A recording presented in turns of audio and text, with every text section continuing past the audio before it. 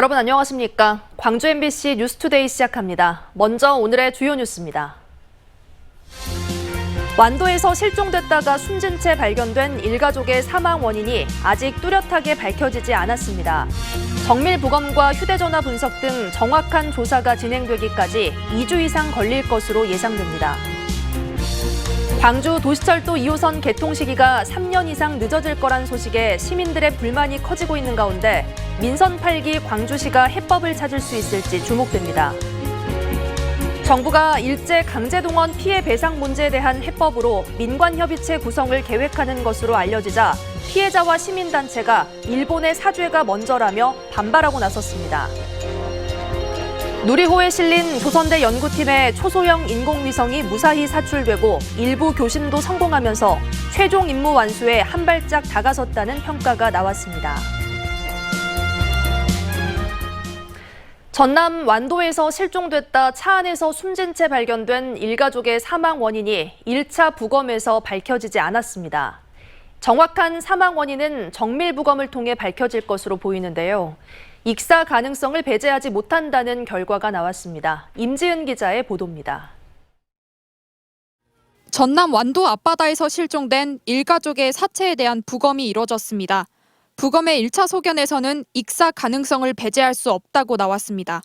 부검이 이뤄진 일가족에겐 외상의 흔적은 없었습니다. 바닷속에 플랑크톤이 이렇게 들어가는데 기간이 지나서 이 속에 있는 게 플랑크톤인지 아닌지 그건 좀 더 감정을 해봐야겠다 그런 취지 같아요. 사인을 명확히 규명하기 위해 국과수는 2차 정밀부검을 할 예정인데 한 달 뒤 부검 감정서가 나오면 실종됐던 일가족이 수면제를 복용했었는지도 나올 걸로 보입니다. 인양 후 차량 기어가 주행이 아닌 주차로 돼 있던 점, 운전석에서 아버지 조모 씨만 안전벨트를 착용한 이유 등은 풀려야 할 대목입니다. 경찰은 추락 전후 과정을 살피기 위해 차량에서 확보한 블랙박스와 휴대전화 분석을 의뢰했습니다. 결과는 다음 달 중순쯤 나올 것으로 예상됩니다. 2~3일 동안 또 말려한다는 걸 바로 하는 게 아니다. 그다음에 여러 가지 하다 보면 한 2주 이상도 써야 된다고 그러네요. 또 경찰은 아버지 조 씨의 포털 사이트 검색 기록에서 루나코인 등 가상화폐에 대한 내용이 많았고 카드 빚이 1억여 원에 달했다는 점을 토대로 가상화폐 거래소에 조사를 의뢰해 실제 투자가 이뤄졌는지도 조사하고 있습니다. MBC 뉴스 임지은입니다. 광주 도시철도 2호선 완공 시기가 당초보다 3년 넘게 더 걸린다는 소식에 지역민들의 불만이 커지고 있습니다. 민선 8기는 시민 교통 불편을 최소화하는 등 대책을 마련하겠다는 입장이지만 당분간 시민 불편은 불가피해 보입니다. 보도에 김영창 기자입니다. 내년 개통 예정이던 광주 도시철도 2호선 1단계 사업. 하지만 오는 2026년으로 개통이 미뤄지면서 불편과 피해는 고스란히 시민들의 몫이 됐습니다. 차선이 자주 변경되니까 오늘은 이리 갔는데 다음에는 또 이리 가야 돼. 다음 날은. 그러니까 굉장히 그런 것이 불편하고 뭐 여기라도 한잔하고 싶은데 시끄러우면 시끄러운 거, 소음은 소음대로, 내연은 내연대로 이렇게 난리인데 차하고 다닌 것도 나만 불편한 게 아니지. 마음대로 못 다니니까 이건 보통 사건이 아니에요. 광주시는 시민 불편이 최소화될 수 있도록 2024년까지 1단계 구간의 도로를 원상 복구한다는 방침입니다. 2단계 구간도 개통 시기가 3~4년 더 늦춰질 것으로 예상되면서 사업비를 제대로 확보할 수 있을지도 미지수입니다. 지난해부터 광주시와 기재부가 공사비를 놓고 큰 의견차를 보였기 때문입니다. 당시 광주시가 9천여억 원가량을 요청했는데 기재부가 6천여억 원을 제시했기 때문입니다.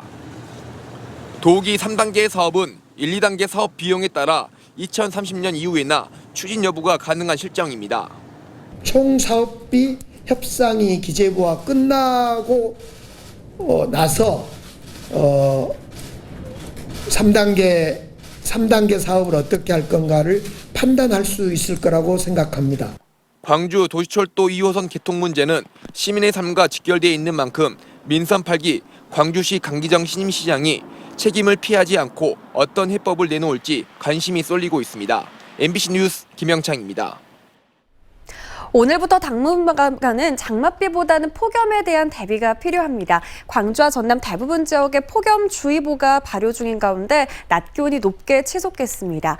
광주와 장성, 담양에서 모두 한낮 기온 33도 안팎 예상되는데요. 낮 동안 열기와 습도가 모이면서 체감온도는 이보다도 더 높게 치솟겠습니다. 하늘 모습 보시면 대체로 맑은 하늘 드러나 있습니다. 당분간은 가끔 구름만 많은 날씨 예상됩니다. 토요일인 내일은 날이 더 덥겠습니다. 광주의 한낮 기온 35도 안팎까지 치솟겠고요. 일요일 오후부터 비가 시작돼서 다음 주는 내내 장맛비 소식이 이어질 전망입니다. 날씨 정보였습니다. 일제 강제동원 기업의 국내 자산 매각 대법원 판결이 가까워지면서 정부가 해법 모색을 위한 민관협의체 구성을 계획하는 것으로 알려졌습니다. 하지만 강제동원 피해자와 시민단체는 가장 중요한 일본의 사죄가 빠졌다며 반발하고 있습니다. 우종훈 기자가 취재했습니다. 지난 2018년 대법원은 일제 강제동원 피해자들에게 전범 기업이 1인당 1억여 원씩 배상하라고 판결했습니다. 교장 선생님이 중학교 보내준다고 해갖고 나고야 미쓰비시로 보내갖고 이 고통을 다 오고 살았는데 하냐 안 미치겠어 내가. 미쓰비시 중공업과 일본제철 등 기업들은 판결을 따를 수 없다며 버텼고 결국 이들 기업의 국내 자산을 매각해 배상하라는 피해자 신청을 법원이 받아들였습니다. 현재는 일본 기업들이 재항고하면서 이르면 올해 8월쯤 대법원 최종 판단이 내려질 전망입니다. 국내 자산 현금화가 가까워지면서 한일 관계 악화를 우려한 외교부는 다음 달 4일 민관 협의체를 꾸려 배상 방안을 논의하려 했습니다. 정작 당사자인 피해자와 지원단체는 즉각 반발했습니다. 일본 정부와 전범 기업들의 사죄 없이 용서는 없다는 것입니다.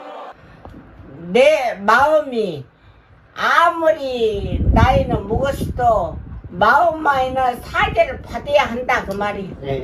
민관 협의체 구성과 논의 내용에 대한 설명도 없이 소문만 무성하다면서 한국 정부가 먼저 일본 기업을 대신해 배상하고 추후 일본에 청구하는 대위 변제안이나 제3자의 기부금을 모아 지급하는 방안 모두 피해자를 단순히 보상 대상으로만 보는 처사라고 비판했습니다.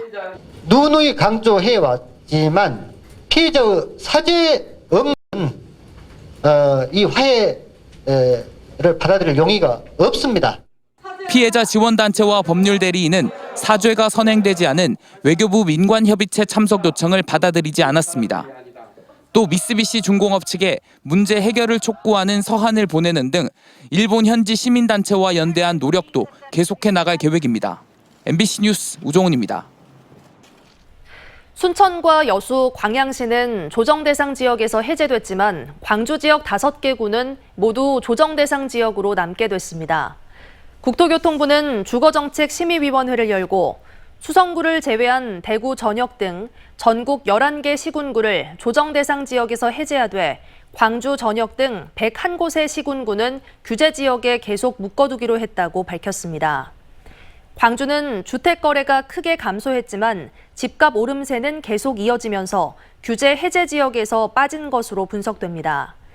광주는 지난 2020년 말 조정대상 지역으로 지정된 이후 주택 대출과 세제 등에서 광범위한 규제를 적용받고 있습니다. 광주연극협회가 광주 연극계 성폭력 의혹이 제기된 극단 관계자들에 대해 징계 절차에 착수했습니다. 광주연극협회는 성폭력 의혹이 제기된 극단 관계자 3명에게 소명서를 제출하도록 요청한 뒤 다음 달 4일 긴급 이사회를 소집하고 징계를 논의하겠다고 밝혔습니다. 광주연극협회는 소속 회원 전체를 대상으로 익명 전수조사를 시행해 추가 피해 사례를 파악한 뒤 강력히 대응할 방침입니다. 광주 광산경찰서는 부엌칼을 들고 거리를 돌아다닌 베트남 국적의 외국인 20대 남성을 붙잡았습니다. 이 남성은 지난 29일 오후 2시쯤 광주 광산구 월곡동의 한 이면도로에서 부엌칼을 손에 들고 거리를 돌아다니며 시민들에게 불안감을 조성한 혐의를 받고 있습니다. 경찰 조사 결과 이 남성은 요리를 위해 칼이 필요하다는 옆집 친구의 부탁을 받고 집에서 부엌칼을 챙겨 나선 것으로 드러났습니다.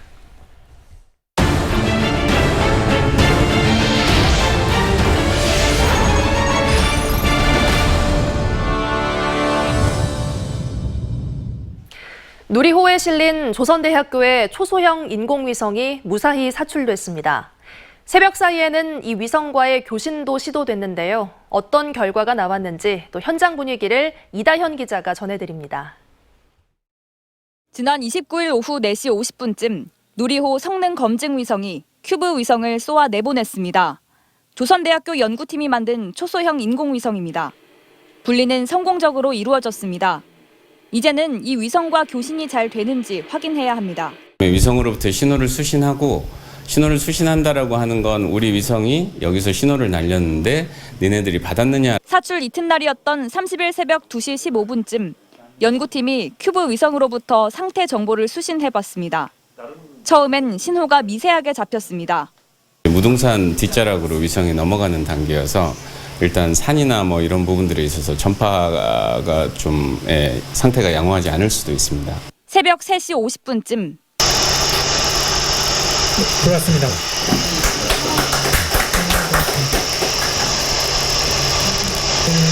스탠바이 모드 상태로 계속 돌고 있는 상태고 배터리 잔량은 15.4V.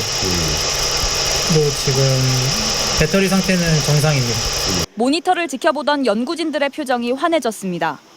이 위성이 살아있다라는 데이터를 받으니까 좀 이전에 수행했던 것들이 조금 이제 주마등처럼 쓱 지나가는 듯한. 새벽 사이 있었던 총 12번의 시도 중 8번 신호가 수신됐습니다. 과제는 아직 남아 있습니다.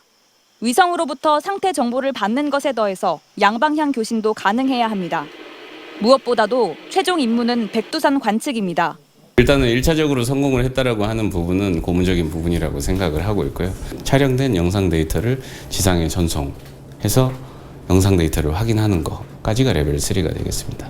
연구팀은 지상국의 상태를 점검하며 교신 시도를 이어갈 계획입니다. 최종 임무인 그 영상 촬영까지 잘 받을 수 있도록 다 같이 힘내서. 조선대의 큐브 위성 외에 다른 3개도 차례로 사출될 예정입니다. MBC 뉴스 이다현입니다. 더불어민주당 제9대 광주시의회 전반기 의장 후보로 정무창 의원이 선출됐습니다. 정무창 의원은 어제 열린 민주당 의원총회에서 조석호 후보를 누르고 9대 광주시의회 전반기 의장 후보로 뽑혔습니다. 정 의원은 재선 의원으로 8대 의회 하반기 운영위원장을 맡았는데 9대 광주시의회 전반기 의장은 11일 광주시의회 전체 의원총회에서 최종 결정됩니다. 민선 8기 광주시 초대 문화경제부시장의 김광진 전 국회의원이 새로 신설된 재정경제자문역에 안도걸 전 기획재정부 제2차관이 각각 내정됐습니다. 강기정 광주시장 당선인은 균형발전과 청년, 국방이라는 키워드를 김광진 부시장이 갖고 있다며 광주시와 국회 사이의 중요한 통로 역할을 기대한다고 밝혔습니다.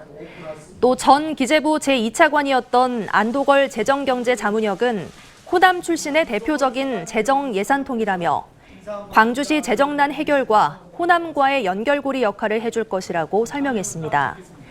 한편 초대 비서실장에는 전운옥 고령사회정책과장이, 행정비서관에는 여성 최초로 이문예 조직관리팀장이 임명됐습니다. 더불어민주당 광주 전남 의원들이 변화와 혁신을 통한 새로운 리더십이 있어야 국민 신뢰를 회복할 수 있다고 강조했습니다.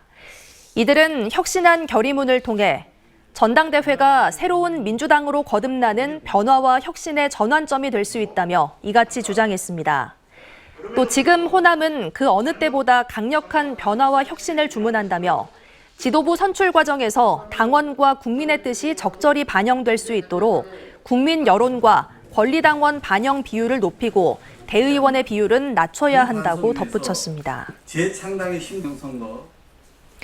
이른바 검수완박 법안 처리 과정에서 탈당한 무소속 민영배 의원의 복당을 놓고 민주당 내 갈등이 계속되고 있습니다. 전당대회 당권 도전에 나서는 박용진, 강병원 의원은 민 의원의 위장 탈당이 민주주의 규범을 깨고 당 지지율 하락의 원인을 제공했다며 복당 반대론을 잇따라 제기하고 있습니다. 이에 대해 초선그룹인 철험회를 비롯해 친이재명계 의원들은 검찰 개혁 과정에서 희생한 민 의원의 복당은 보상이 아닌 바로잡아야 할 절차라며 반대 입장을 보이고 있습니다. 우상호 비대위원장은 복당 요청 계획이 없다고 밝힌 바 있어 차기 지도부 선출 과정에서 민 의원의 복당 이슈는 계속 논쟁거리가 될 것으로 보입니다. 지난 8년 동안 화순 군정을 이끌었던 구충곤 화순 군수가 퇴임했습니다. 구 군수는 민선 6기와 7기 화순 발전과 군민 화합을 위해 초심을 잃지 않고 노력했다며 재임 기간 화순 군민이 자부심을 갖게 된 것이 가장 큰 보람이라고 밝혔습니다. 지난해 말 더 큰 뜻을 펼치는 길을 선택하겠다며 3선 불출마를 선언했던 구 군수는 앞으로도 화순 발전을 위해 더 큰 역할을 하겠다고 덧붙였습니다. 여순 사건 당시 철도기관사로 근무하다 무고하게 희생된 고 장완봉 씨가 지난 5월 순직 공무원으로 인정받았습니다. 이를 계기로 다른 희생자 유족들도 잇따라 순직 신청을 준비하고 있는데요. 보훈당국의 태도 변화가 필요하다는 지적이 나옵니다. 문영철 기자가 보도합니다. 지난 2020년 여순 사건 재심을 통해 70여 년 만에 무죄를 선고받은 고 장완봉 씨. 내란 혐의를 벗은 지 2년 4개월이 지난 올해 5월에는 보훈 보상 대상자로 등록됐습니다. 장 씨는 철도 기관사로 근무하던 당일 14연대 군인들을 도왔다는 누명을 쓰고 체포돼 군사재판에서 사형을 선고받고 희생됐는데 중앙행정심판위원회가 이를 공무수행 중 사망한 것으로 인정한 겁니다.